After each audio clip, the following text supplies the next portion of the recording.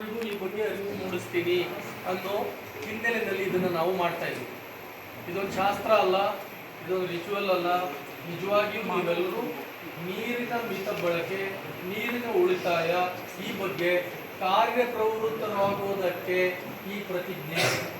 Okay, ನಾನು ಹೇಳ್ಕೊಟ್ಟ ಹಾಗೆ ಹೇಳಿ.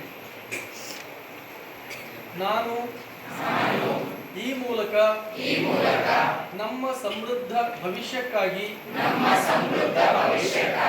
ಜಲ ಸಂರಕ್ಷಣೆಯನ್ನು ಮಾಡುವುದಾಗಿ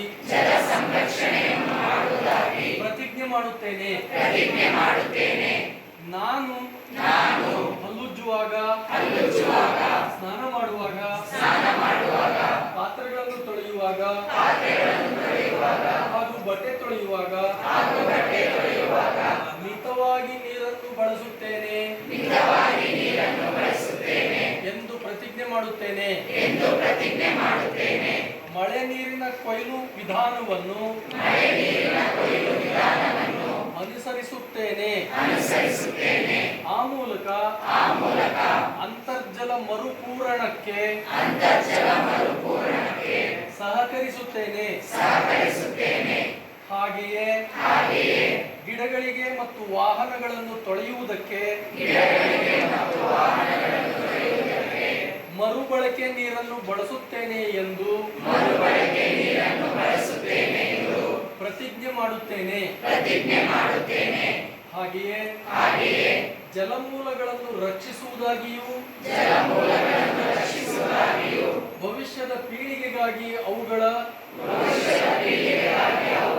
ಸಂರಕ್ಷಣೆಯನ್ನು ಮಾಡುವುದಾಗಿಯೂ ನನ್ನ ಕುಟುಂಬ ಮತ್ತು ಸಮುದಾಯದಲ್ಲಿ ನೀರು ಉಳಿಸುವ ಬಗ್ಗೆ,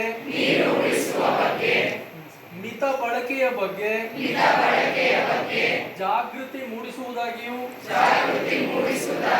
ಪ್ರತಿಜ್ಞೆ ಮಾಡುತ್ತೇನೆ.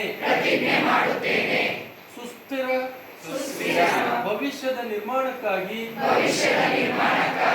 ಈ ಪ್ರತಿಜ್ಞೆಯನ್ನು ನನ್ನ ಜೀವನದಲ್ಲಿ ನಾನು ಸದಾ ಅಳವಡಿಸಿಕೊಳ್ಳುತ್ತೇನೆ ಎಂದು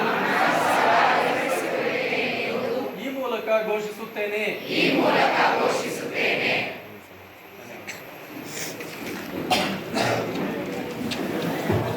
ಪ್ರತಿಜ್ಞೆಯ ವಿಧಿಯನ್ನು ಬೋಧಿಸಿದಂತಹ ಪ್ರಾಂಶುಪಾಲರಿಗೆ